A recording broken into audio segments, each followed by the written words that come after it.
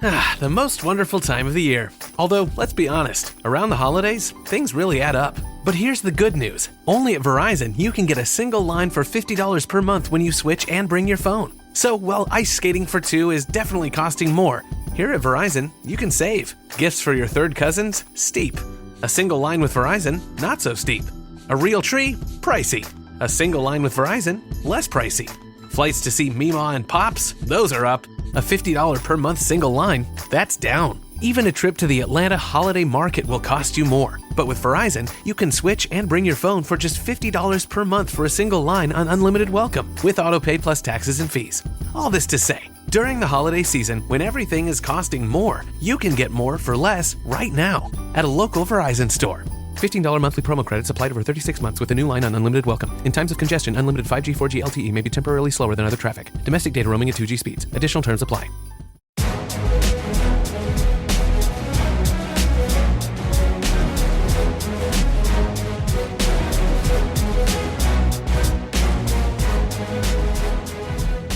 Welcome to the MMA Roadshow, episode number 508.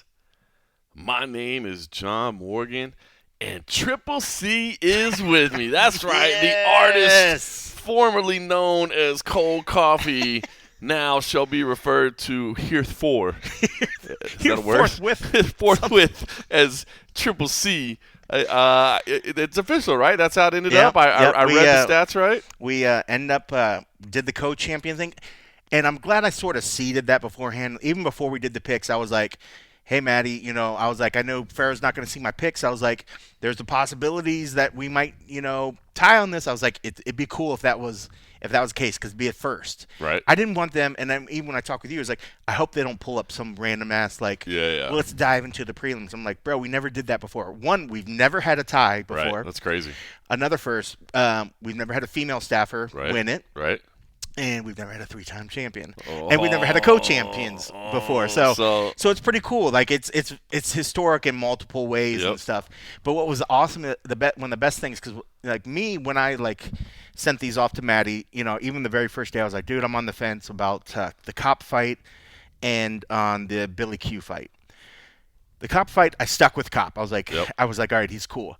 Literally, if I showed you some of the messages of me going to Nolan, because Nolan picked Billy Q, but him and Billy Q have interviewed and done stuff for a long time, so that's kind of a homer pick. He's like, I do believe that he has the possibilities, and I'm like, you're right. I'm like, the guy's a stud. But I knew that there have been times like Billy hasn't lived up to what he has. The potential. He's been a little inconsistent, I think, sometimes. Yeah. You feel like you get a different Billy Q in there sometimes. Sometimes the dude's on fire, and you're like, wow, where's this guy? And then others, you're like, wait, what happened? Where's the guy I saw last time? And then you put him in Tampa, so we had to talk like, is that going to pump him up, or is it a bad thing? Right. And then, I was like, man, I'm just back and forth. And I was like, I want to see how they look on Media Day. And I sent this in a message to Matt Erickson, who handles all the staff picks. Said, I might change this. I want to see how they look on Media Day.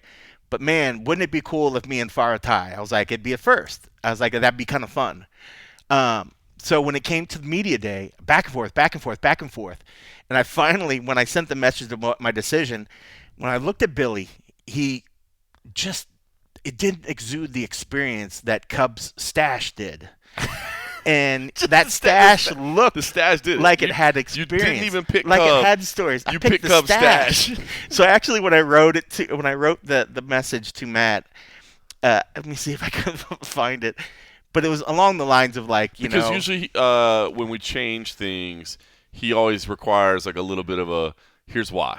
Yes. So it doesn't seem like it's gamesmanship or shadiness or anything like that. That's what I remember from. It's been a few years since I get picks, but he's like, if you want to change something, he's like, you put it on the record. You got to tell everybody why. Because you don't want to have Maddie change and then somebody question whether Maddie did you a favor or whatever. Like it's all on the record or whatever. So my reply back to him after I saw the Media Day was like, I'm so on the fence, but can you switch me from Billy Q to Cub Stash? That mustache has seen things. And Billy Q lost the last time he fought on a Covington card. So those were the reasons. Well, Grant, I was just grasping at straws, of what was going to be. But that would have been 3 picks to 2. If I went and stuck with Billy Q, you would have lost. I would have lost. You would have lost by one pick. So I'm glad that heartbreaking. I would have been so torn up. That would be heartbreaking. But being able to like have that switch and then have it work out and be able to get the co-ones. But what was cool is Matt shared the story of my emails beforehand, this changing it, and how I was saying it was cool if Farah was the co-champ, and setting up the whole thing so that Farah. It was just a nice behind-the-scenes sort of look that normally nobody would ever get to see. Yeah. So it kind of made it more memorable and fun. That's cool. So once we started establishing sort of all that, like tie, like a tie is a good thing. A tie is a good thing. So when got that first, now I will tell you what, when that the very first fight between who was the other one?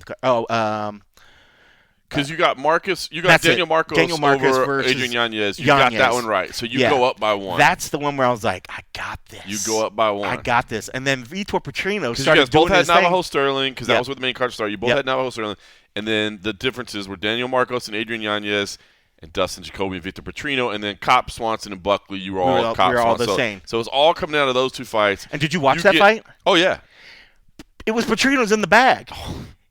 Well, I mean, not in the bag, but he was clearly. No, I mean, I was wondering if you were because the Marco split decision was weird. Like that should not have been a split decision. I didn't think so either. But you kind of so you sweat out the split decision. And you're like, I got this in the bag. I was like, and I got this. And Petrino, he should have. He should have won that fight. He should have won the fight. Petrino is the best fighter in the world on a 2-fight losing streak right now. Yeah. Like that dude. I mean, and not taking anything away from Dustin Jacoby. And that's the thing. Jacoby did what I think we all thought he could do, but it was just like when you were watching it was like he wasn't able to get off. He wasn't doing anything. Yeah. Like I don't think of Dustin Jacoby as like this killer counter striker or anything along those lines. But he's got power. He'll get in some.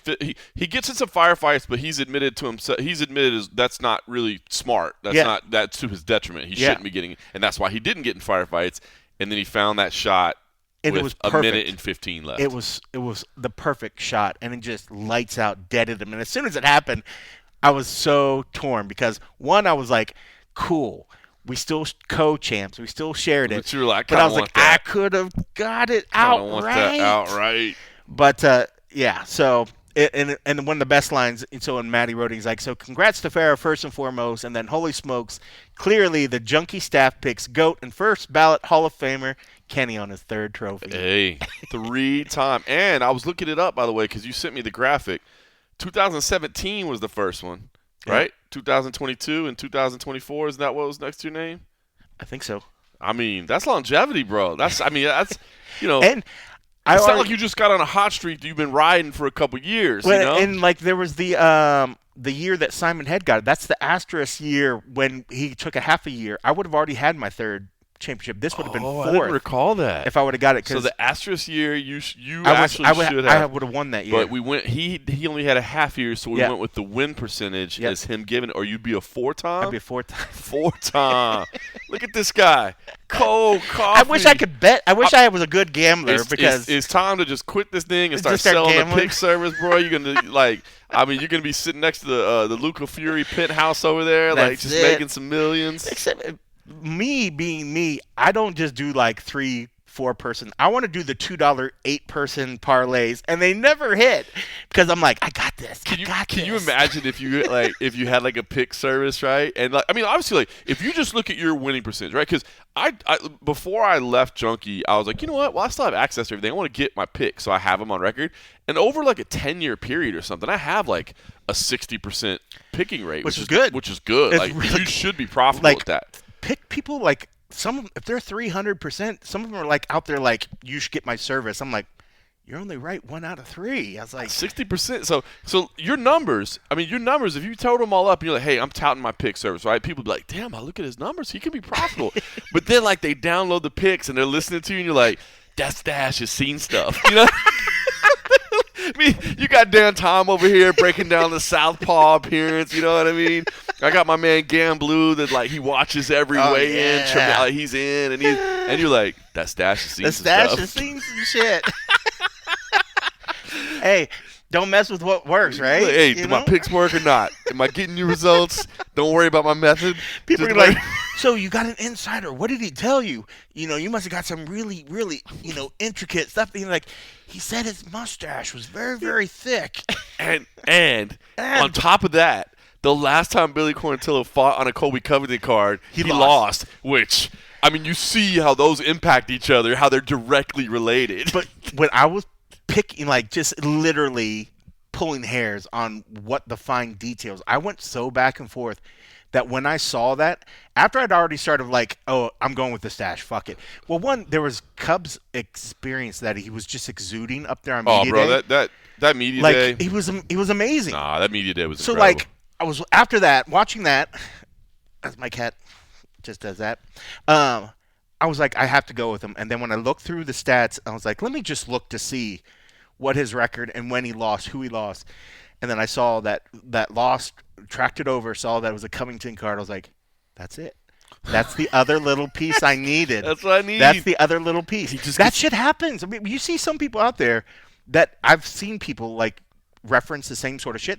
It means absolutely nothing. Right. It means nothing. It means absolutely nothing. But hey, it was a little bit. But it was the final straw, and it was enough to secure the Triple C. That's crazy. So man. it is Congrats. what it is. But yeah, man, I'm happy that Farah's got her first time. Have you and Farrah talked about Oh yeah, it? yeah. Cool. Even beforehand, before the day of, I was like, dude, good luck. I was like, it'd be really cool if we shared. If not, I'd be happy to lose to you or whatever. Yeah. And so we both, wished each other good luck. luck. Good on her, man. Good on her for being, because she crushed it this year. She's always been pretty decent. She's always been pretty good. This is her best year, easily her best year. I mean, dude, we've always said it, man. She's knowledgeable, and especially like athletes in her region, like she's really knowledgeable. But I mean, just the sport in general, man. She's super, super knowledgeable. She is. There was when I think of like universal staff member that's universally loved across the field. When I go out and about, and I say I'm with Junkie, people will bring up Farah's name. That's like awesome. She's got a lot of respect. She does the work. She's super smart. I mean,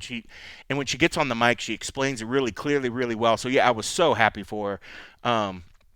I would have been less happy for her if she actually beat me, but I can stay the bigger man and be very happy because we both got it. But no, I would have been happy if she won it outright. But I'm super stoked that she got it because yeah, man, she's smart, man. You know what's funny is I was like, man, on top of that, like, I was like, you're one of the more recent additions to the staff, but that's not true anymore. Like with me gone, with like Matt Erickson predates you, obviously, but. I mean, Morocco was around before you, but he bounced. And Mike, Ben Folks was around. Mike predates you. Yeah, because he wasn't on and then became full-time, but it was still before when I came on in like 2015.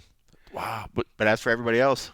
That's great. You're like senior on top of that now, man. But that still takes away nothing from 3-time champ, man. That's awesome. It's so funny. Like, I still get the treatment when we go on the ground. Like, I'm getting the elder fucking treatment. So. From the staff or just from from the other media people. I'm man. like becoming the elder statesman or whatever. So, shit you not. At UFC, the last UFC, I wore just like when I went out to dinner with you, and you were like, "What's going on with you wearing this thing?" I wore a button flannel down shirt, right? Jeans, and these nice boots over there. Media day, everybody came up to me in the line. They're like, "Kenny, what's going on?" You look nice, man. You look really nice. I don't think I've ever seen you like this. Some came up and they're like, "Are you retiring tonight or something?" They're like, "Is there going to be a speech at the end?" I was like, "Guys, it's just a button-up shirt." I put new jeans on that don't have holes in them. I put boots on, and then I put a button-down shirt, and y'all think I'm fucking leaving the game. But they're like, "Bro, you look good." I was like, "Am I just a fucking slob?" Everybody, all the time that they're just like, Kenny's a slob, and then all of a sudden they're like, I bet he showered today too. Can you imagine if I rock some jeans or some slacks or something to me today? People would freak out. But I got a kick out of it. I thought it was really funny that people paid attention, that people came hilarious. up. But it was super funny. I can't remember. Did I tell you? I might have told you this. My CFFC match day story of night one with Shane Sparks, our co-commentator. It was Halloween. And he was like, "Hey, look, man, I'm wearing a costume for Halloween." He's like, "I'm dressed as you, wearing a suit." And I'm like, "What?" I was like, "Oh, you've only seen me in a suit." I'm like, "That is bizarre." I'm like, "You're the only human being on this planet I think that's what you wear. That's what you wear to look like John Morgan is you put on a suit." That would crack me up, man. It's funny that people see you every day. Well, listen, man. But yeah. You've been around, man. What, 2015 when you came to Junkie, right? Yeah, I came to Junkie, and I was on the scene 2011 with UFC. So, yeah, I mean, even think about that, Coming on 14 years on the scene, 10 years with Junkie, man. That's no small feat, man. That's you see people come and go, which is, I mean, like you never like to see anybody that's in the field that you see. We always joke, we saw most of our colleagues more than we'd see our family a lot of times. So when you see somebody leave the scene, it's kind of sad, because these are people that you went around and seen late nights grinding that you earned respect for, and then when they have to leave, you're just like, damn. But yeah, man, it's been a long road, but yeah, it's cool. But yeah, it was funny. So everybody came up and was showing I felt like I was getting the old man elder respect on the UFC. But after 10 years, I finally decided to put a button-up shirt, and then they think everybody's like, hilarious. What's going on? I was like, hilarious. Am I that bad? That's funny. Well, Cold Coffee is an old man, and he's Triple C, so yes. Congrats to that. All right, no major mixed martial arts this weekend. We know, obviously, everything kind of shuts down around the holidays. So it's a weird week. This is our off season, right? Every year we kind of since off 3 weeks the ESPN era started. Yeah, we kind of get this 3 week span or whatever. So a little bit different feel to the weeks. I know I'm. Well, first this week I'm just kind of catching up around the house. Like, it's just nice to have a couple weeks off and really focus on things. But my wife's parents are coming in town on Monday, so obviously there's a little extra cleaning going on around the house and some preparation. You bring the parents in or whatever. So that's kind of been my focus this week, is just chilling and catching up on projects around the house. By you're about to go out of town. Yeah, so I'm gonna go see some family next week. So yeah, that's coming up in a few days. Yep. So yeah, I'm looking forward to that. And that's, I've been saying it for years that we need to do better. I need to do better about these off weeks like this, to actually utilize it, to actually go see family. And this just happens to fall on a major holiday, which kind of works out really, really swell. But yeah, man, it's good to have the time off. It's good to, kind of just decompress a little bit, get back to things. I found myself trying to learn some new tricks, like on Premiere, where it's like, I could pretty much do my job with my eyes closed. You click and doing certain things, but there's always new tricks and there's new, things to be learned out there. So I've been trying to focus on some of that other stuff in the downtime and stuff. So yeah, I'm enjoying the time off, if you will. Learning new editing process. Learning new editing stuff. It's funny you mentioned that. Abby Subban, of course, our good friend over in the UK, he sent me some videos of him. Because I guess he's finally having to learn, right? He's like me. He learned on Final Cut. And if you're into video editing, I don't think they're incredibly dissimilar programs. It's just the shortcuts and the keystrokes and just the process of how you do things. You're still accomplishing the same stuff, and you're still, you're laying things in a timeline, and you're putting layers, and so essentially they kind of work the same. But they got a render bar. You know what a render bar is, right, John? Oh yes, I know about that. But if you do video editing, you know about that. So, they are different. And if you learn on one, I know you used to always tell me, like, bro, I think you'd like Premiere, and I'm like, nope, I know Final Cut. That's all I know, and I'm doing that right there. But he sent me some videos of him. I guess the USA Today brand is trying to get everybody on Premiere, so he's been trying to learn that. And I know there's been a little frustrations because you said you can do things in your sleep, right? But when you can do things in your sleep, and now like, hey, do the same thing, but do it this way. Yeah. And he has a lot of projects and stuff built into Final Cut, templates and things, plugins that are all built in. So it's like you would literally have to find something to map that or mirror it over in Premiere. So you have to build the whole thing. So he kept his own personal license on the Final Cut, so he could still do it. But again, with this team atmosphere and the team building, they want to get it to the point where, say, if I have this media, I put it up in this area, and we're using this application called Lucid Link, where it has, think of it as cloud storage, but it has an application running on your computer, and it maps to your computer, and it thinks it's like a local drive. So as soon as you're, say if there was media there and there's projects, say if you're starting to upload stuff there, it'll think that the media is actually there, so you could actually start working with it locally while it's either still copying or whatever. Wow. But that being said, say we do actually have a storage area there where all the media is there, and then we have a team project. We have a project that lives there in this space that looks like a map drive, so you can just pull up your application, open project, and you click it to this shared file, and all the media is there. I can work on it, make some changes, close it. Abby can open it up in London, make some changes, work off the same media, the same project. If he's Final Cut, I'm Premiere. We can't do that. Can't do that. It's a pretty I don't know how applicable that would be to the workflow that I know that happens at Junkie, but just as a company as a whole, that's a pretty cool thing, right? I mean, they want it to be able to, and like say if I create a template in Premiere and say you're starting up something and maybe you're for a local outlet, but we have a template that works great in vertical format. I could take this template, give it to you if it's in this project, and then you can actually change the colors, make it look like you're sort of branding, and then you can work with it. If we're all on different platforms, it has to be recreated. Somebody has to create it in that platform. And it gets down to, especially a company when they're making money decisions, why do we buy 2 platforms? At some point, one has to give. They decide they want to hire a host of video editors from Thailand or the Philippines or whatever that are a lot cheaper. They can say, here, use this template, use this, whatever. Oh, I hate to think that, but I was just seeing something today that was like telling me, hey, I work in Thailand, and look what I do, and I can do this, and I work for an American. Well, because there was something that I did see. So there was a team that was sending a lot of our old Junkie stuff to the OTT, like the over-the-top, where you can watch it like on your smart TV, like the different other channels. They did have a team that actually was programming it. I just saw in this email that they're going to outsource that programming.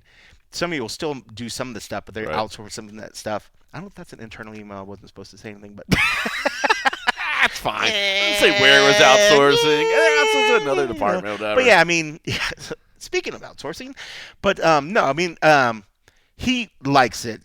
Whether he's begrudgingly, but I mean, like I get it. If I had it's just learning curve. If I had projects that had been built and where all I have to do is take media in there, slap it into a timeline, edit a few things, do this, and it's good to go, as opposed to, well, shit, how do I create this another? Especially if you have like third-party plugins and all that other stuff that built in that makes things a lot easy, and then the company just says, well, I know this was working, but now do it over here. It's like, oh man, really? This was my process. Yeah, so interesting. But no, he's doing well. He's doing well, and eventually, I think he'll swing around to it. But if he has to keep it so he can still do those other projects, it's fine. Yeah. I mean, it is what it is. But yeah, it just comes down to money.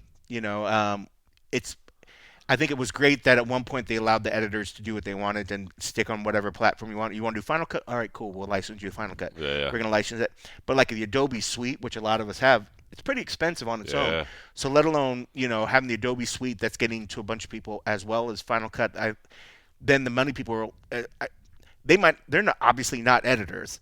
The people that make money they just see, why do we have 2 different editing Why do we have platforms? 2 different? Can't they just use this one? Well, which one is everybody else using? Yeah. And when you think about the Adobe Suite, it's got Photoshop, it's got Premiere, it's got Audition, it's got Lightroom, all kinds of other stuff. If you're an accountant looking at a spreadsheet and you're like, wait a minute, so 90% of our people use this and 10% of our people use that. Sorry, 10%. You got to get rid of it. You know what I mean? That's just. Yep. That's just the way. And then when you sell it under the guise of, with these things, if everybody's on the same platform, we could share projects across the network. Oh, that's amazing. That's collaboration. Shoot me an email the first time somebody picks up one of your videos, Doc. I want to hear about it. Yeah, right. Speaking of people learning new things, I was on a StreamYard this week with Kevin Iole, man. Old dog learning new tricks. It was his StreamYard? His StreamYard. Yes. He had some graphics up on there. Yeah. It was a live stream. When the live stream went, we had like a little opening video that rolled in, and then there was, 3 of us on there. It was myself, Kevin Iole, and MMA Joey, who was a YouTube That's content creator. That's one of the new features of StreamYard. You can have it select an intro video. He just set up the intro, and I'm like, bro, we're not burying the lead right here. I'm like, look at you with this technologically stuff. I was like doing live streams and stuff. Awesome.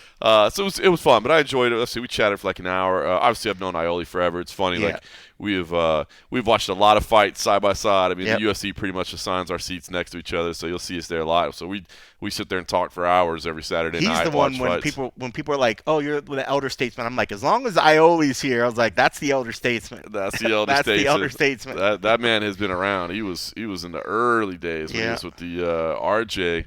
Las Vegas Review-Journal here, and the UFC was just begging to get coverage like that. Imagine that. Imagine a time when the UFC couldn't even get coverage from anybody, and they had to please come out and take a look at our organization, see if it's something you might be interested in. And Kevin's story is pretty interesting. Like, he was a boxing guy, and at first he was like, I don't get this, and so they were like, let us educate you on it. We'll show you. And he's like, sounds like Power Slap. He's like, I kind of like this. 100%. Same process. They're like, hey, let me bring you out and educate you on you. We'll take a look. He definitely, Kevin Oley did walk out of the test event of Power Slap. I do remember that. But, oh yeah, he wasn't taking advantage of the open bar like a lot of us were. So that was a rookie mistake. that was his elder statesman. He needed to get with the rookies because we knew what was going on. I'm like, I don't care if you like what you're seeing or not. Take advantage, bro. Oscar almost got kicked out of that one. He got cut off. How did he get cut off at an open bar at a UFC facility? That's ridiculous. That's why we love him. That's why we love him. So I was talking with him and MMA Joey, who I'd never met before. Like I said, is a YouTube content creator. But Oli went hard on the PFL and Bellator. I wrote down the quote. We were talking about it, and he's like, you know what? He's like, let's just move on. He's like, here's the quote. They're not even worth the time because they don't care to promote it themselves. I don't think we should promote it if they don't give a shit. I'm not going to any further. I used to love them, and I still love CJ Tuttle, but the rest of them, goodbye. You talking about them in general, their events, or just this recent European one? PFL as a whole, and as a whole. Yeah, he went in hard on him. So it's interesting because I was like, wow. But he's right on CJ. CJ's legit. Oh, CJ's awesome, man. CJ's the best. Damn, he went on him as a whole brand. He went on him a whole. He's like, dude, I'm not. So. First of all, I was like, "Whoa, Kevin Iole firing shots!" Like I literally verbalized. I mean, that. He's right. We are not their PR. 100%. You know, but still, to shit on the whole brand and say I'm not even going to give him. I know. I was like, "Damn!" He keep telling it like it is, bro. He's like, "I'm okay." But here's so there's a couple things. Number one, and then I don't know what order I want to say this in. I guess. I'll say this. I mentioned a couple of things, and then Joey, he said this, and this is brilliant because we had actually said some stuff beforehand about what they're doing wrong, and I'm talking about PFL specifically right now. We could talk about Bellator in a moment, but Joey actually, and I wrote down his quote as well because I thought he nailed it. He said, "If they fix the website, because number one, I don't know how much time you spend on the PFL website, but it is trash, man. Like the information on there, it's just hard to find. It's not laid out well." I don't know who they're paying to run it and how. Hopefully, it's not costing them a lot of money because it's just it doesn't have a lot of information, and it's hard to see when fights are. Like the schedule and stuff is hard to find. Yep. And I think that may sound silly that how much does a website have to do with it, but if you can't find when the fights are on, like that's annoying. So Joey said if they fix the website, ease of access to find the timings of the fight, they increase the promotion somewhat and fix the pacing. I think that's like 40% of their issues. Watching the cards sometimes are literally painful, but if they fix that, I think they could be substantially better. And I think you hit it spot on, to be honest with you. I think those are their main issues.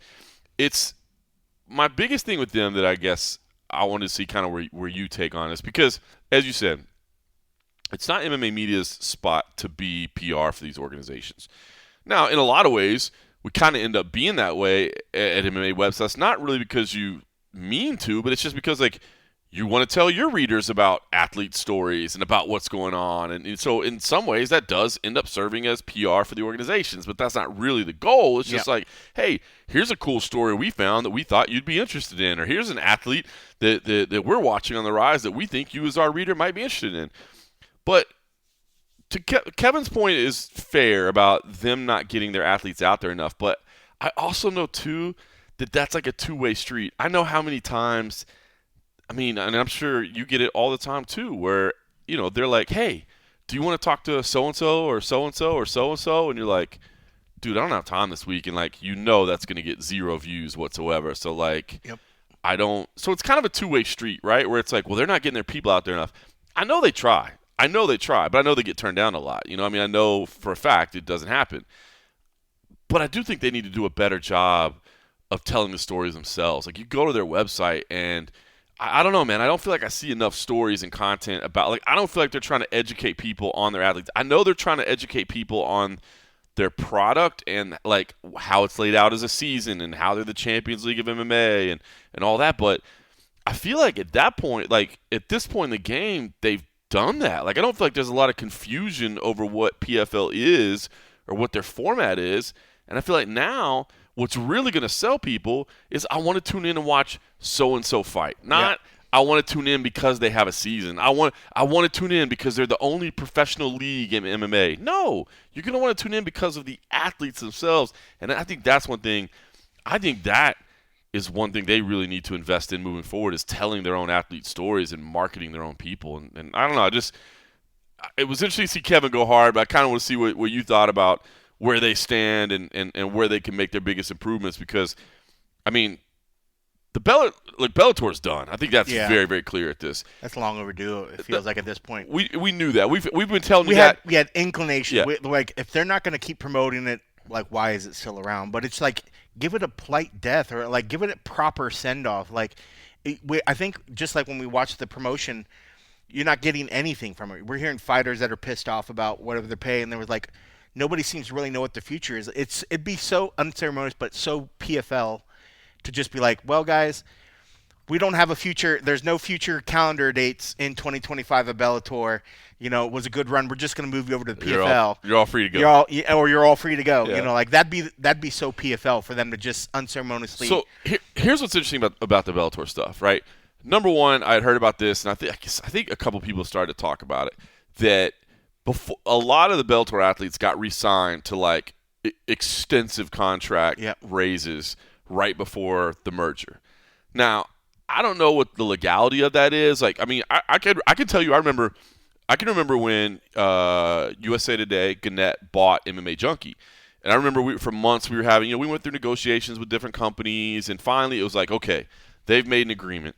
This is what's gonna happen. And I do remember very specifically, like Dan Stupp at that time being like, listen, and Eric Foster, our accounting guy, was like, look, guys. Do not make any purchases of any kind whatsoever right now. Like, don't buy any equipment. Don't book any travel. Don't do anything until this thing is done. And that was like, we were in the middle. I mean, again, there is no off season in MMA, right? I remember specifically, I had to book a trip to Australia and Japan, and I was like, guys, we can't keep waiting on this. Like, these costs are just going through the roof. We got to be at these events. But it was, guys. We cannot spend $1 because this was what was agreed upon. And if we spend $1, technically we're in violation of that agreement. And maybe it won't mean anything, but maybe it does. So I'm curious about the legality of that because if PFL and Bellator reached an agreement and they had reviewed all the contracts. Now maybe their problem was they hadn't reviewed all the contracts. I don't know. And then contracts were changed afterwards. Then I think if you're PFL who takes in Bellator, you can be like, hell no, we didn't agree to that. Yeah. We agreed to this. And so now you got some legal processes. So I don't know how that's going to play out or how it is playing out right now. I will say this. It's interesting for PFL because I know people, if you think about this clearly from a business perspective, from a PR perspective, what's going on right now with these Bellator athletes, like saying just let me go, like they won't fight me, I need to go, it looks bad. And for whatever reason, I guess their decision is we're just not going to talk about it in public. We're not going to address it in public. And I can see that to a degree. Like the news cycle moves on, whatever. People find other stuff to talk about. From a business perspective, it is actually kind of smart of them to look at these contracts and say, we can't afford these contracts. If we pay these fights, it's going to bankrupt our company.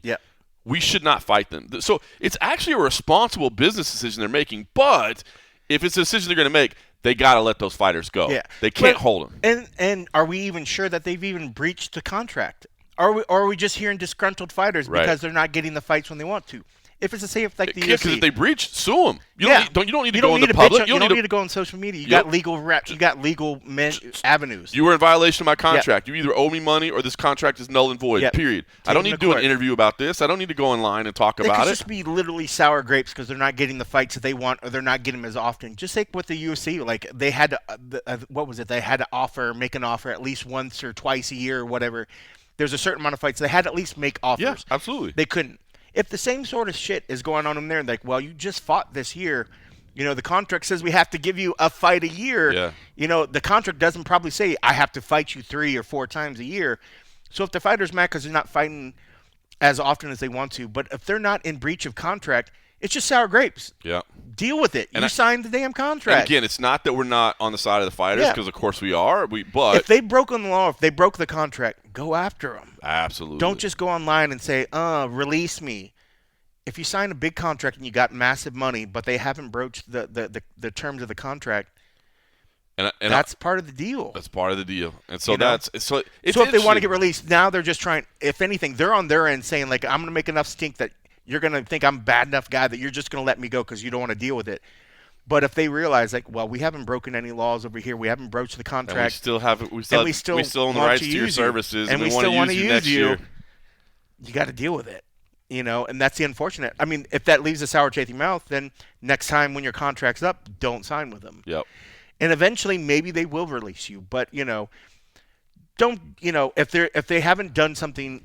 I mean, granted, you're upset, and maybe some are just jumping on the lines, but I'm not quick to jump to say that PFL's fucking these guys, because if they're still within the contract, that's their right to do whatever they want to do with them. I understand why you'd be upset and why you're frustrated. Completely understand. But if they're within their contract, they're within the contract. That's the terms. That's unfortunate. I mean, like, you probably got a big, massive bump per fight. You got something that you wanted. They got something they wanted. You can't backtrack and have both. It's unfortunate. But I know that's not. It is what it is. I know that's not the popular perspective, but I just want people to think about that. And I'm not trying to defend again, because they still might make it right for them. They still got to make it right. And I don't love the fact that they're not really publicly addressing it. You know what I mean? I know Don Davis will go on Twitter and be like, "Hey, we got 35 events next year. It's going to be the biggest ever." Who do we ever hear talk contract? It's not like we hear Dana go out there and talk about contract shit. So it's not something unheard of. It's true. We don't really hear organization. I mean, like, if we hear somebody get signed in baseball, well, usually they're making massive numbers. We know what they signed, but after that point, it's not like we're hearing fighter or baseball players or other people in sports really go back and nitpick back and forth trying to change the contract. Right. Because once it's set, it's set. Signed. Yep. So like, why is that different in mixed martial arts? It's not like that. Even if I'm a freelance contractor and I go to you and I decide to take this amount of pay for this much work, and then all of a sudden I'm like, I'm not happy with this. Can I change things, or can you let me out of this contract? I thought we agreed on this. We negotiated on this. That's just the way it is, and it sucks, because it is entertainment. We feel like people can go, and we're so used to people going out there and saying these things to get the audience engaged, and then the UFC loves it, and they're like, yes, we're going to make this fight happen. Or, man, I know this person was supposed to fight this, but behind the scenes, I'm going to make some things happen. And then all of a sudden, now the booking's over here. Yeah. Like, shit happens. I mean, like, it's so surreal that the UFC's been able to kind of just make certain things happen, that now fighters think that contracts are just this fluid pieces of paper that don't really stand for anything, or at least they don't have any binding. Like, they think that I should be able to raise enough stink. If I say enough, it can change, right? Like, that's not the nature of what a contract is. You want just a verbal agreement. The verbal agreement's going to do whatever the fuck you want, but if they are out of line, if they've done something legally wrong, sue their ass, do whatever you need to do, and then you'll win, and then you'll get your release. You'll win instantly. If they've defaulted, if they're in breach of your contract, there's nothing, like, there's no chance of you losing. It's black and white. You failed. I'm out. It's the same people that everybody was so happy that they were paying them these large amount of money.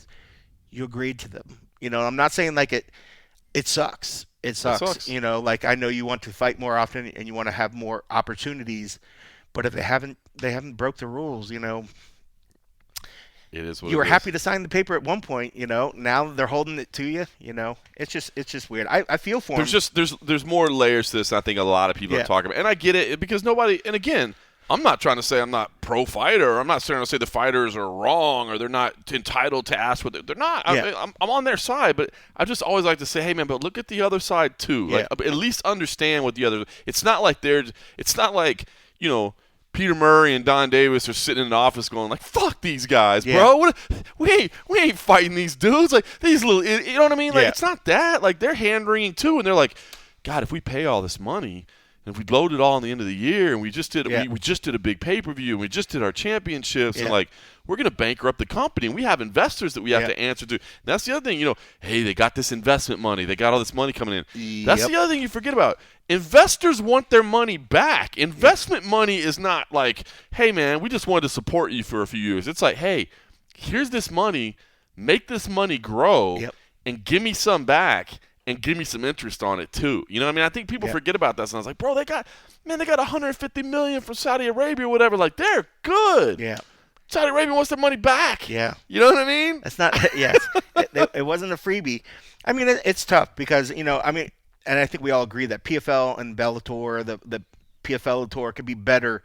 Obviously, if fighters feel like there's something going on, there's not enough communication that's happening between the parties. And I think that's the lack of the fighters having a sense of what the immediate future is for them, or even what the distant future is. I think that's the part of the frustration where if I'm not hearing things, I'm not getting any sort of sense of comfort that I know what my future is going to be.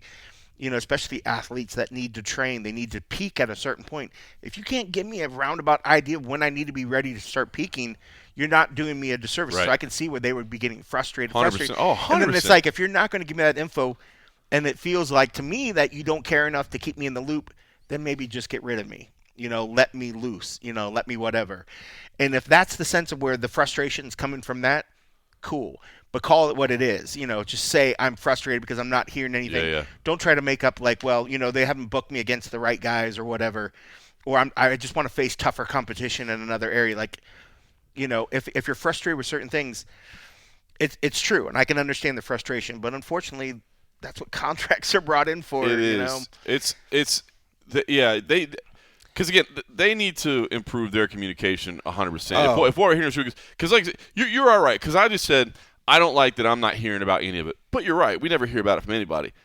But the fighters should be hearing about it. The fighters should have a better understanding. They should be able. The PFL brass. I know there's a lot of people. I know it's a lot of bodies. I know it's a lot of people to contact. Yeah. But if your athlete is going on social media saying I haven't heard from him, I don't even know. Yeah. That's not good. You should be able to reach out, even if it's an uncomfortable conversation. Even if it's like, hey, and we'll just say Pitbull. I'm not saying Pitbull. I'm not picking on him. Right? Yeah. But if it's an easily recognizable name. He's the that's face part of the company, right? Yep. He's the face of it. If you're like Pitbull, this sucks. I know. We've had to make some changes. I promise you, it's financially related. We're trying to position the company for a strong 2025. We don't want to exert too much expenses right now. That means you're not going to be scheduled this year. But I promise you, like, here's what we're thinking: February. And then July, you know what I mean? Yeah. Like, just have open, clear, direct conversations, and that's then it. Set a time frame so that they understand. Yes. Like I'm thinking, because of this, it's maybe second quarter, or something like that. So this is the time frame, like blah blah blah. I'm sorry, I can't get in right now, but just the matchups that need to make sense to pay these sort of things, they're not in place or whatever. And I think you have to have real conversations, like. Because you it's have to be honest with them because they're partners. Yeah, at that point, that's it. Versus just because there's conversation because you could easily be like, and corporate speak and just be like, yes, we are aware of your current contract at this time, and we assure you that we will meet all demands as outlined in your contract. You know what I mean? Like, how shitty would that be? Like, come on, man. Like, they literally could do that. No, we communicated to him. We communicated to him. We told him that we're aware of, and I'm not saying they're doing this, but there is a way for you to be like, no. We talked with them. We told him exactly what's going on. We said, yes, we are aware of the terms of your contract, and we assure you we will abide by the terms of the contract. Yeah. And if any reason we are unable to abide by the terms of your contract, at that point your contract will be terminated. Clear, right? I mean, we understand. We're on the same page now. We're good, right? It's so shitty, but it's true. You know what I mean? But hey, big corporations do that, right? You know what I mean? And I literally, if I was sitting across, I'd be like, oh well, fuck. Okay. Thanks. Appreciate you. And they can walk. No, we talked to Triple C. We told him what's going on. He's very clear. But, he's very clear. But so I don't know. There's definitely again, there's improvements they need to make behind the scenes and in front of the scenes for sure. I just always like when people weigh in on stuff to make sure you're thinking about all sides of it. Hey, they're not promoting enough. No, guess what?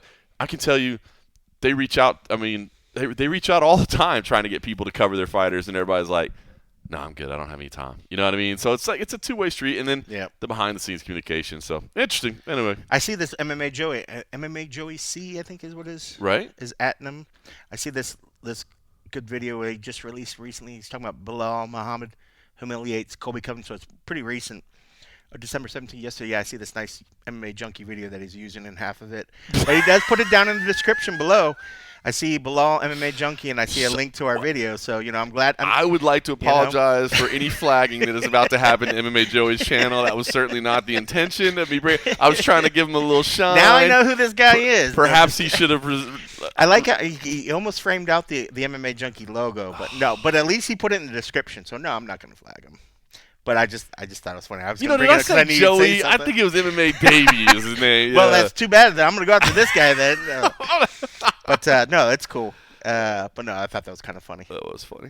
All right, listen. Like I said, not big fights to talk about. I guess a potential fight. Your take, Conor McGregor says he's got a boxing match with Logan Paul. Are you putting any substance in that whatsoever? No, I'm not either. I mean, Logan would love that fight, but do I think that there's ever a possibility that's going to happen? No, because I mean he's still under contract. the UFC still has to sign off on it. Like until he is not under contract and he is free to go, nothing is ever going to happen. Now, all right. So I agree with you. So I saw that. But tweet. Logan would take that in a heartbeat. Oh, in a heartbeat. Logan was ready to fight Tyson. Remember when Tyson called him out? He's like, "What are you right doing?" there. He's like, "Maybe I'll fight your brother." He's like, "I would kill you, or I would destroy you, or something." And that's true. He would. Oh, he would. Like he's 60 Remember, years we should talk about those two fighting because before Jake got to what he is right now, everybody's like, "Oh, what if those brothers?" Because Logan got his hands into it first. Right. Now, I think people would think Jake would take Logan. Logan's a professional wrestler. He's tough, and he's very fit, athletic, very athletic. Man. One's been boxing, one's been doing wrestling, and Jake's got big as hell since when this first started. Yeah. Because Logan was much bigger than Jake. Jake's thicker now. Right. I think Jake would take Logan. I do too. In a boxing match. I do too. So it's like Jake would fuck up Conor. Logan would fuck up Conor in a boxing match. I do too. I think it'd be ridiculous. Yeah, and it's ridiculous. They're big boys, by the way. Yeah, big boys. High boys. All right, so I'm like you. I don't put any stock in this. Now, do I put stock in the fact that Conor's interested? Did something else happen? With what? Conor. I saw some tweet thing or something. He was griping. He put out some random thing like, "This is why you should go around with like your phone's recording things." No, I think he's continuing to just bang the drum on the fact that, hey, I'm innocent to what happened. It's not a new thing. No, There's no, something no, else that's going on. No. Okay, because I saw some people tell me that. I was like, please don't tell me there's another one. I mean, granted, the last one that just got dealt with. Well, he did say was years ago. And there were recent ones after that. So, but he did say he did have a tweet or like an IG or something where he's like, I mean, there's another one that the public doesn't know. That's what people. Yeah, but not recently. So he did say, yeah. Dude is a serial fucking problem, man. Well, okay. So let me. All right. All right. There's a lot of ways. I didn't mean to go that route. But, I know. But yes, the fame. But no, I don't think the Logan power, will ever happen. the fame. Okay. So all right. So hear me out. So I do believe that Conor's interested. I do believe Logan's interested. I do believe that the family in India is interested in well. Right. They're seeing everything that's going on in the Middle East with you know. Yeah. So 100%. I believe that all parties. But you said it. Nail on the head. UFC's involved. Let me ask you something. Is there any way, because I started thinking about this, because I'm the same as you, still under contract, like we got to get UFC fights out. Now, we know that the UFC made a lot of money when he fought Floyd Mayweather, right? We know that from the financial records, right? They got a big piece of it, and so it was a financially viable thing for them to do. Yep. If they could negotiate those same terms, where it was financially successful for them, which I'm sure they could. I'm sure, the company from India that's coming in, I mean, they're coming to swing some money, and they're probably like, yeah, we'll pay to partner with you, whatever. Hell, that might even open up some doors because the UFC has been trying to do something in India for years. But so the financial side of it, I think, is doable. I just wonder. I mean, the UFC, they want him to fight again. You know they want to put him on a pay-per-view again. But we also know that it's been very difficult for him to commit to training and commit to putting in a full camp. And I know that they're worried about that, right? I wonder if they would sign off on this just to see would he actually take training serious and would he actually get into a training camp? Would he actually do a full training camp? And that would help them feel more ready to book him in an MMA fight than they feel right now. I mean, well, they were ready to book him now. He just couldn't handle the risk. He couldn't handle it on his end. He had to back out. Right. So if at this point, if they're worried about whether he'd train or whatever, I think they might be at the point where at least we'll get some money from him. Right. Because there's no guarantee that we're going to see him in MMA. They tried to do it, and injury, and then he's had forever to come back after the injury, before the injury, the training injury that just happened to pop up in Fight Week. He could have came back years ago if he was serious about it. They might, at this point, if the money is good enough, and it's good like what the Mayweather one, that Mayweather, they knew that was going to be a huge pay. Yeah. Will it be as big as this one? No. Hell no. But if some company's willing to throw out some mad money, if they're wagering the fact of we don't know if we're ever going to see him, and if it allows them to make their money, they don't have to alter the contract. Take whatever you can get. They'll take. I would think that they would take whatever the fuck take they whatever could you get. Like we can get some money. If that kind of money, get some money, and it doesn't burn any of the fights that he owes us on his contract. Like he still owes us 2 fights. So if he does fight again, we still got him. I think they would. Yep. Think about it. I mean, like what even amount sounds reasonable? 10 million, 25 million for the UFC's cut. Yeah. Think about it. He touts the Sphere, which was this large, crazy thing that they put together. He's like, I put 20 million towards it, 25 million. Couldn't get that. There you go. I you could have Sphere money back in your pocket if you let him go fight this boxing thing. What are you getting right now? Heartache. Nothing. Heartache. But I mean, if they said, Conor, yes, we'll let you go fight this thing. We want a portion of it, but you're still going to be under your obligations of the UFC contract. This is a one-off that are agreeing to go in as a partnership, as a co-promotion for this thing. We'll even help put our people, and we'll have them help just like they did last time. We'll have our PR team help out to make sure that it's on the level that we would want to see. And sure. And if that would make it happen, I mean, why not? Logan, there's going to be no regrets on the Paul side. The Paul side will take it at whatever. They just know that it has to get cleared from Uncle Dana before anything can happen or whatever. But and respect to Jake, right, for coming out and saying, we're not doing this if the UFC and Dana's not involved. Even though they're not, even though they don't always see eye to eye. I know Dana and Logan get along better than Dana and Jake have. It's pretty cool with Jake to be like, hey, man, we're not doing this unless it's above board, on the up and up. Well, then he also knows that he's still under contract. Right. Like, nothing's going to happen. There's no sense in pretending it's going to happen because it's not going to happen. But I mean, it's not like they're always the kings of dealing in reality. Sometimes they just say shit, what I mean? But also, even if it does able to move forward, look what happened when they tried to use a UFC guy to promote it on his own in Nate Diaz. It was all Logan. He was like, dude, you're not promoting your own show. You're like, you want to be co-promoter and you're not doing anything about it.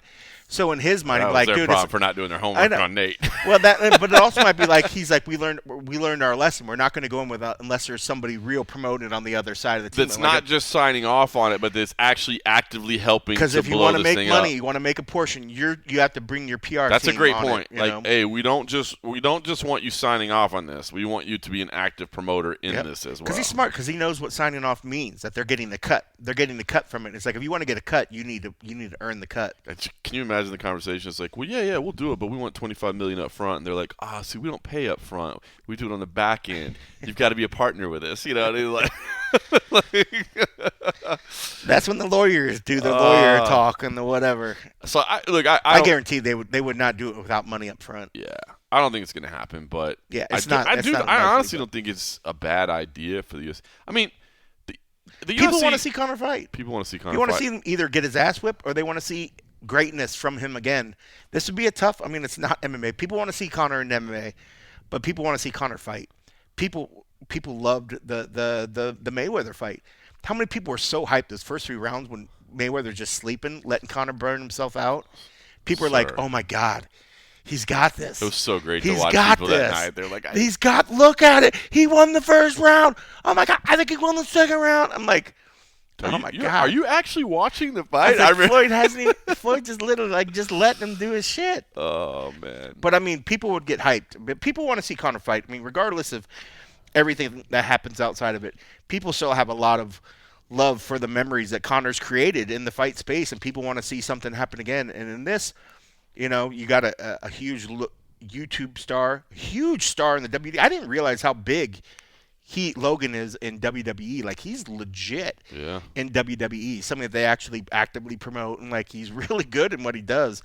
He is. So people would be very, very excited to see this. And then you get Jake Paul that would be off to the side helping promote it for his brother, and then probably set up some other fight on the card. It'd be Jake versus maybe Tommy Fury again or somebody. I guarantee he'd get on. So the card would be huge in the aspect of like you'd have 2 big YouTube stars throwing their weight forward. And if it just took the UFC sign off, but yeah, I mean, if the UFC could put into it, I mean, it just means it just depends on whether Dana was using the PR team to promote Power Slap at the time, or maybe one of his other ventures off to the side. He's just got to make sure they're free. Got to make sure they got time to do that. Got to make sure they got time. Hey, by the way, quick shout out to WWE. Last weekend, Saturday night's main event returned. Yeah. CM Punk did not wrestle, but he was on there, and he was wearing a CFSC sweatshirt. Nice. Yeah, pretty cool, man. Dude, I'll tell you one thing, man. When I was at the venue for the 310 event, whatever the last pay-per-view here, and some other stuff, watching the WWE promos, boy, I haven't watched like wrestling. I've watched it sporadically. Yeah. They fucking do promos good. Oh, they're great. Their promos are spot on, get you fired up, man. So, like, regardless of what you think of WWE, man, their production team's solid. But, yeah, I was watching that promo. I was like, I'm kind of hyped to watch this WrestleMania shit back in Vegas. I was like, holy shit. Like, I'm getting fucking pumped, man. And I wasn't planning on going. I'm not planning on going to it. But I'll shit you not, man. I was getting pumped up for coming back to Vegas because I was watching the promos and stuff. That's gonna be crazy next year. I'm actually. We've got a show in full. I'm not sure if I can say that or not. I think we're gonna. I don't know what that state is. I don't know what state that was. New Hampshire. Oh, okay. I think we're gonna have a show the night before that is not official yet. We're just sharing all kinds of stuff today. But I think so. I'm hoping that I'm imagining Punk's going to compete on. I'm hoping that he competes on the Sunday because it's a 2-night show at the stadium. 2 nights. So I'm hoping that he does That's gonna be the crazy. Sunday at Allegiant Stadium. Allegiant Stadium, bro. That's gonna be crazy. That's crazy. That shit would be crazy in T-Mobile and things of that sort. And it was, I think, because they did T-Mobile before, right? WWE did, or at least when I went, they probably have. When I went to watch Punk, it was AEW at the time, but it was at T-Mobile. But it was like they sold the place out. Yeah, and it was cool, man. Like I actually It'd be interesting to see. I mean, because sight lines is one thing, but also you need that big screen for when they do video rollouts and all the little stuff that cuts in between. Be interesting, but to see that many people, do they? So they put seats on the ground, right? Oh yeah, in the middle as well. Oh yeah. Wow. Yeah. It'd be my first one to go to. So wowzers. I'm looking forward. And apparently, like the whole week is going to be like packed. Like, got a bunch of stuff throughout town. Like every venue in town will have something going on, and like legit bringing value, not F1 type shit. We never did bitch about that fucking race. Oh man. Whatever. F1. That fucking. They're still doing construction. They're still breaking it down. That's what people were bitching because they said, "Oh no," and then you have some people like, "Oh, it's better than what it was last year," and maybe it was, but it's still shit. Like, they're still breaking it down. It was a month ago. Still breaking it down. It was a month ago. They started a month before, and it's still going on. It's like it's not enough. So it's funny. So I did an interview today with Manel Kopp, but right before I came over here, it'll be on Grind City Media tomorrow. And was just kind of getting an update from him, talking to him about what a performance. Oh my God, he looks so good. He looks so damn good. So I was talking to him about that, and I was looking on his social media beforehand just to see if he had posted anything new, and kind of what he had been going on to. So he was at F1, but he had like the VIP like pit row. Okay. All in the paddock thing. Yeah, in the paddock club. Exactly what it's called. So he's like down there on pit row eating like lobster tails and like hand rolled sushi and all that. Dude, I was like, damn, I'm like, all right, I could put up with a couple months of construction if I could get to live that life. I was like, I need to hit you up for tickets next year, man. So if you get to experience even that, then maybe the 6 months of construction and ruining Vegas traffic is more worth it. Well, because it's the same people that see that, they're like, they don't go down. They don't give a fuck about the regular people. No. If you're in that kind of life, you don't rub like, my elbows. helicopter landed just fine. They shut down McCarran so I can fly my helicopter in. Just good. All right. Sushi tastes better when you smell gasoline. Hey, real quick, Usyk Fury 2 is on Saturday. Obviously, we won't break down boxing, but there is something to watch. So if you want a big fight, obviously, I'll be sure to buy that pay-per-view. 100%, as you should. Certainly, that's what we do. But I wanted that's what we do. I wanted to. Did you see that Turki Al-Sheikh was announcing that there will be an AI judge utilized as an experiment? Now, important to notice. Hopefully it's an extra judge. I was going to say, important to note, it is not impacting the actual score. It's not. So the score that it comes up with, the results with something else. They're just comparing the results. So 2 questions I have. Now, granted, here's looking at you, Adelaide Bird. you and I don't know, of course, the programming and the algorithm, and so we're going to pretend that we know, but you know more about tech than I do. So I guess my first question would be, do you think this is even viable? Like, can it actually judge a fight? And here's the other thing is, because if it can, it's pretty damn interesting. But then I started thinking, then do you start, like, if you're like, hey, we got this, it works. Like, oh my God, it works. But then if you ever tried to implement it, would people be like, well, how do I know the algorithm hasn't been messed with? Like, how do I trust what is being used as the coding to tell it what it's looking for? Yeah, I mean, because when you think about it, if it's just strictly being fed numbers that normally the judges there cannot see, and if it's only crunching numbers, how is it taking damage that it doesn't? That's not recorded. You know, when something's does it value every significant strike equally the same? If I throw a heavy right and it makes contact, that's a significant strike. Right. If I throw a heavy right and it drops you, that's a significant strike. Right. Is there another trigger factor that measures that a drop happens? That's why it can't just be because if it's just numbers, that's useless. Anybody can do that. How do you input the other stuff? That's what I'm wondering. Is it able to capture and then it can recognize when damage and significant strikes happen? That's what I'm imagining, but maybe that's just science fiction, that it can actually monitor the video and cars can fucking drive themselves. I suppose it can tell when a fighter takes a hit when it sees the two masses or two figures. That's what I'm and wondering. One is showing this one's initiating action, and look at the reaction. Look how much it moved an extra 2 millimeters to the right, it's taking more damage. And what if those sensors in the gloves that can measure impact, and the speed of the strikes? What if you're now actually no, the computer knows how hard that landed. It knows how many pounds per square inch of force was delivered to your body. Yep, it's all just data.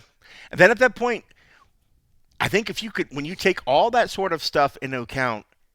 And you think if you're just listening, not even paying attention, and you're getting the data okay, I can tell a very strong hit happened here different than the other one, so there's going to be inherent damage that's on the one person.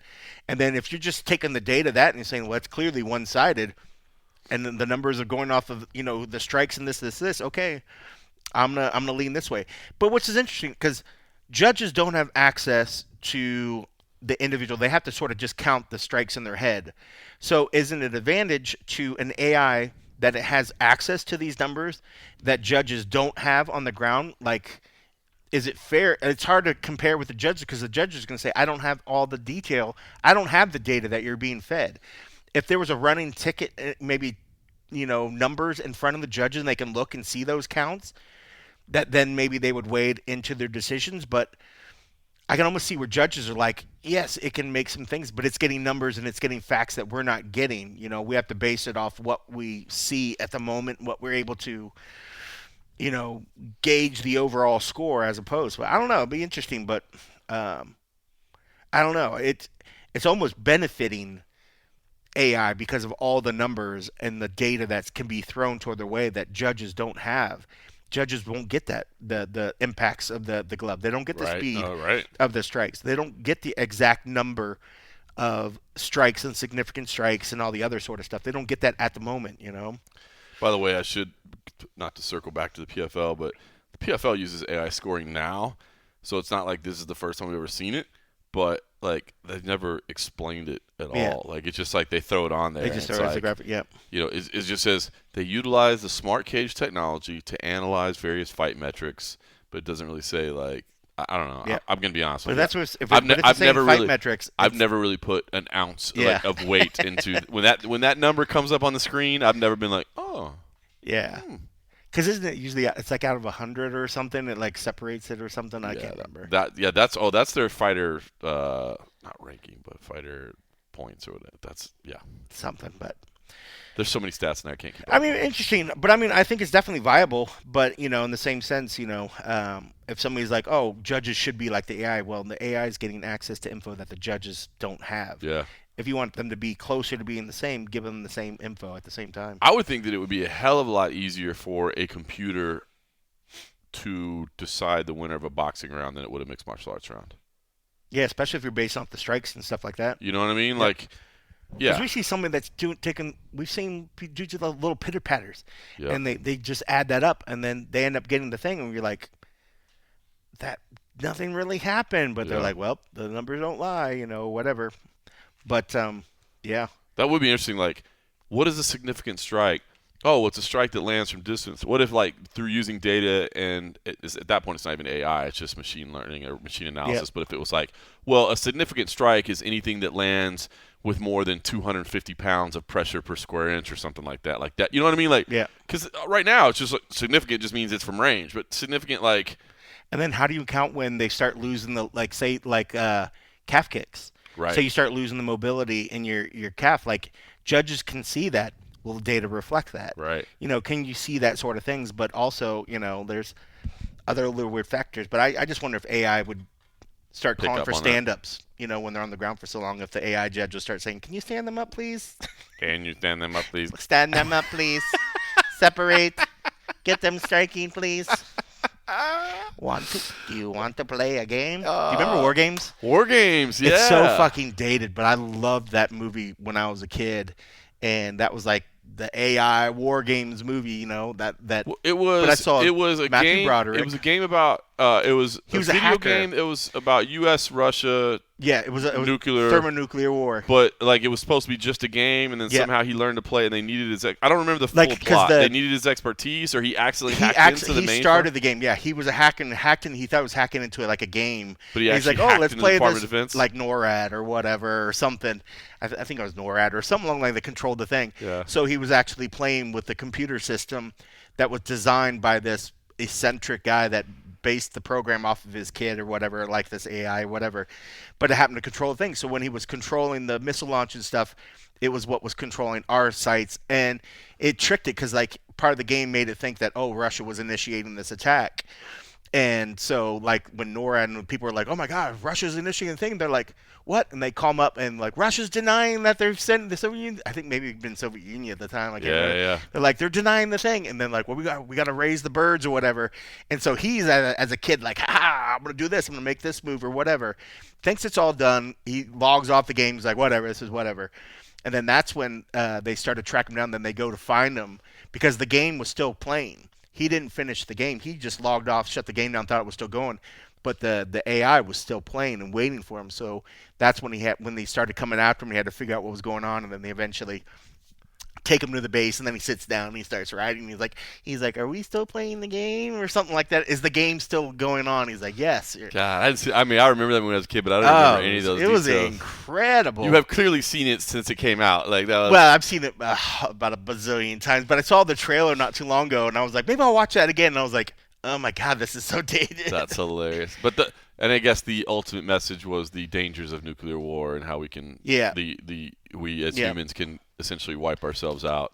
Yep. But it was, at the time it was like, oh, look at the super nerd hacker, getting into play games. Was it Matthew Broderick was the kid? Yeah, Matthew Broderick. And then the black-haired chick, I forget what her name is. I think she was was it the same chick for Breakfast Club that played like the nerd Ali Leedy? Is that her name? Ali Leedy? I'm going to look it up real quick. This is good listening. Good listening. We were looking it up on there. What Ali Sheedy? Ali Sheedy. Ali Sheedy. Ali Sheedy. I remember the name. I don't remember her at all. Yeah. But yeah, no, that movie as a kid, I was like, that was like the crazy. Stephen Falcon, that was the programmer that created the thing. Ali Sheedy was big for a while. Oh yeah, the Breakfast Club, St. Elmo's the Fire. 80s, man. It was 80s movies. So many great 80s movies. Don't even look at Matthew Broderick. He was huge. Matthew Broderick was massive. Yep. What a career he had.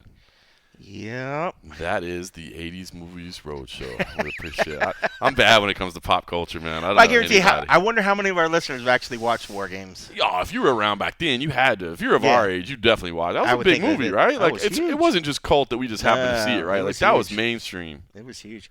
Now I'm gonna I'll probably watch it this week. Well, you got time. I'll watch it on the plane. There's no MMA. You're flying to Florida. Yeah, I'll watch it. Go have a little fun down there. Yeah, I'm going to shoot some pew-pew life, going to shoot some guns. My sister and my brother-in-law have a little range on the back of their plot of land. Do they allow that in Florida? Oh, they don't give a fuck. It's like you have to, I think, down there. They're like, bro, we haven't heard you shoot anything in a couple days. We want to do signs of life. Just make sure you're okay. They all sound like that down there too. That's hilarious. No, my brother-in-law, he's from Ohio, but it's funny. His accent is so thick. My sister-in-law that's married to a different brother, she always thinks he sounds like Boomhauer. That's how strong his accent is. Yeah, he's like,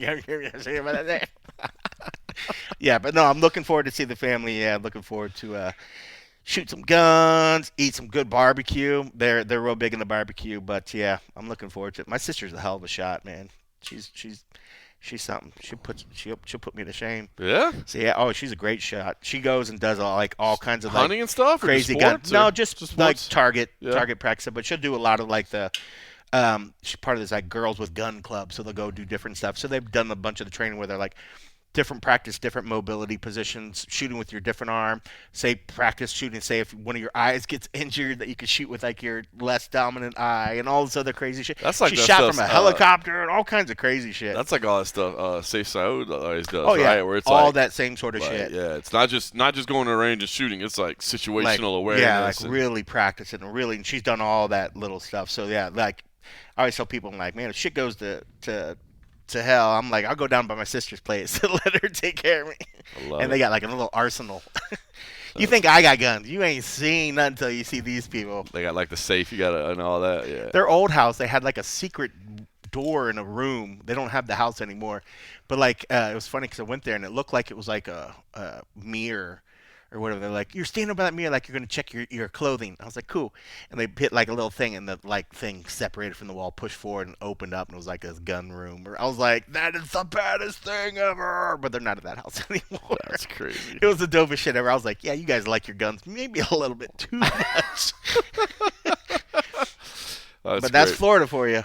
Well, you have a great time in Florida. We will still do a show, of course. Yes. We'll figure out what to do. Next Wednesday is actually Christmas Day.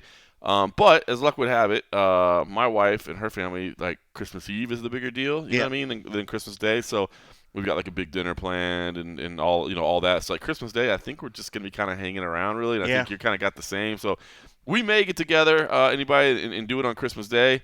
That way you got something to listen to. Because it does seem like Christmas Day, like, it's fun. And then by the afternoon, you're like, I need something to listen to or something to watch or something. So if we tape it up early enough. So maybe Christmas Day. If not, then we'll definitely be the day after. But we will certainly have a show for you. We're not stopping at 508 consecutive weeks. That's not going to happen. Oh, Saint Nick ain't going to stop this. Damn straight. I'm sure we've done it on Christmas before. I'd have to go back and look. I mean, probably have. Probably have. We've done it on other holidays. All right, listen. Everybody enjoy your weekend, a rare non-MMA weekend. So enjoy the extra time around the house. Enjoy the holidays. Know that we will see you next week as always, and thanks for listening.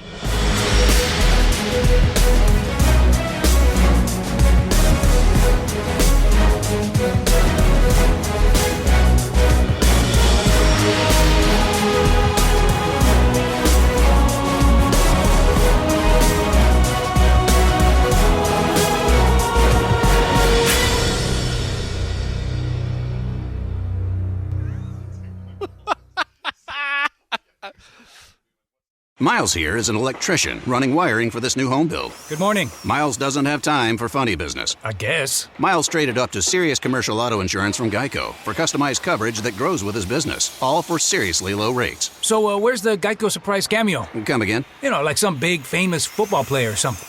He's gonna bust for that wall, isn't he? No, this ad is serious business. Guys, get over here. You gotta see this. No, there's nothing funny over here. Sorry. Get more with Geico Commercial Insurance. Trade up today at geico.com/commercial.